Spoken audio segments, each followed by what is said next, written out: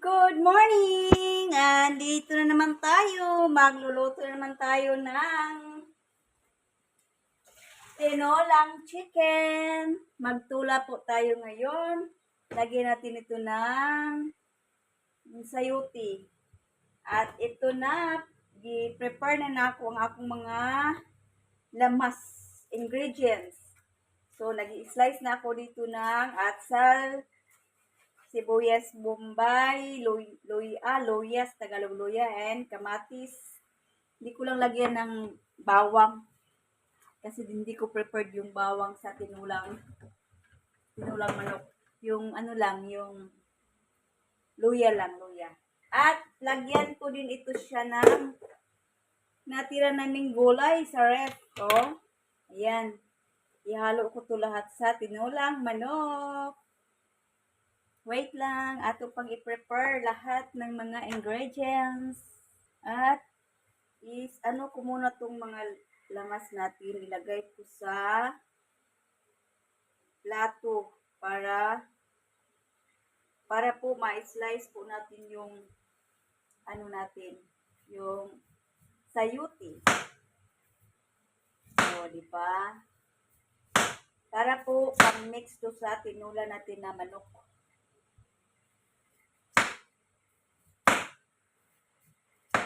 Wala nang ibang ulam. Ito na lang ang ating lulutuin. Tinolang manok.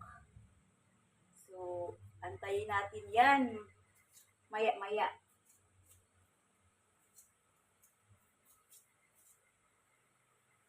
Prepare na tayo sa ating ulam kasi malapit nang mag-12. Uwi na naman yung amo ko. Galing sa office. Okay, guys.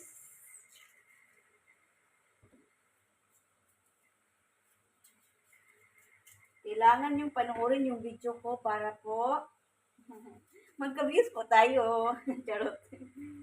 Oo, bitaw.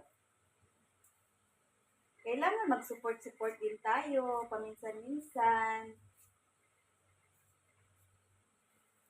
Para po, enjoy lang man to. Yan, hugasan natin yung at saka natin i-slice. Dito lang natin ilagay para hindi masyadong hindi lang masyadong malaki. Para may makain po tayo. Yan. Ganito lang po kalaki yung ni-slice natin na sayuti.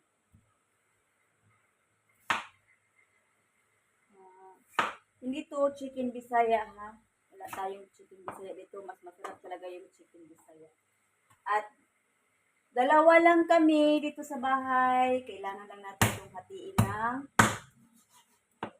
ganito kalaki din. Maghiwa lang tayo dito ng dalawang chicken. Kasi hindi ito maubos eh.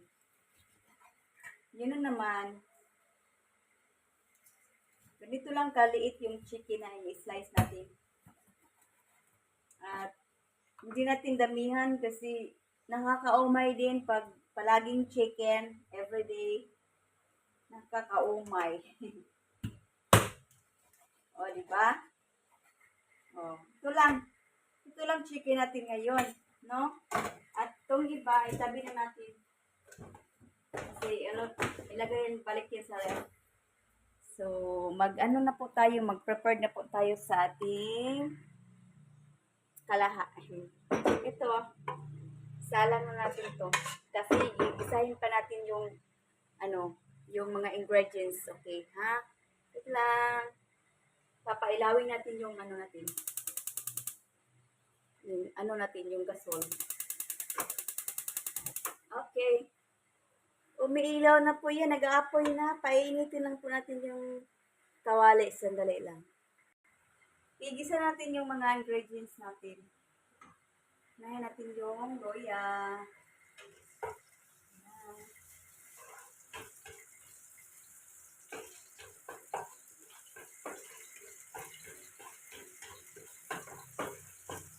At saka yung kamatis.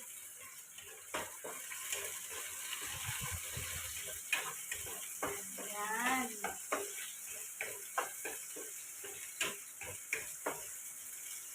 At saka yung sibuyas bombay.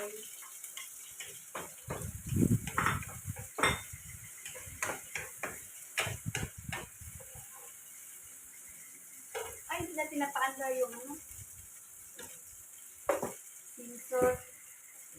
Nahuli talaga. Para po walang amoy. Yan, nilagay natin yan. Saka, inuhuli natin yung chicken. Para po tumagis na po siya.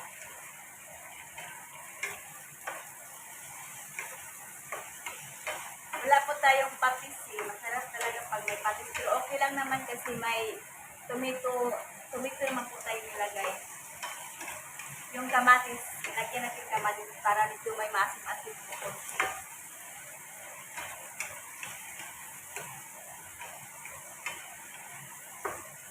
Ayan. At antayin natin saglit mamaya-maya. At lagyan natin ito tanglad or lemongrass. Tanglad is lemongrass. At ilagay natin yung sayote. Hindi lang natin patagalin para sabay sila magluto yung chicken at saka yung sayote.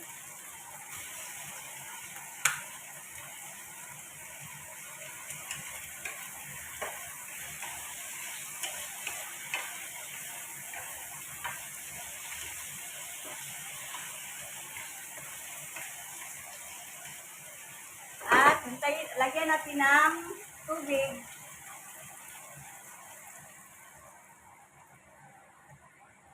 Hindi lang masyadong marami. Antayin natin yung kumulo at saka lumambot yung chicken at yung sayote. Saka natin ilagay yung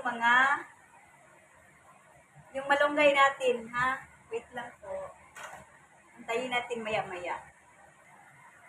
Ayan, kumulo na po yung chicken natin pero hindi pa po iyan malambot. Antayin po natin lumambot yung chicken at saka yung sayote natin. Wait lang po tayo. Update kita mamaya. At ito na. Ilalagay natin yung mga gulay natin. Yung gulay kasi Yan. Yan.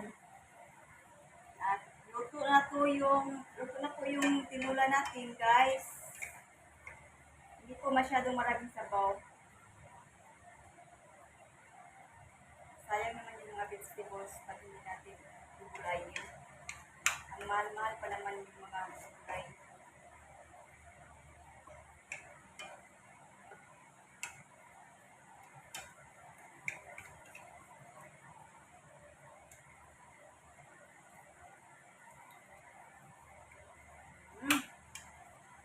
Masarap na po. Ayan po yung tinulang manok. Ayan po. For today's video guys, thank you for watching. Bye-bye!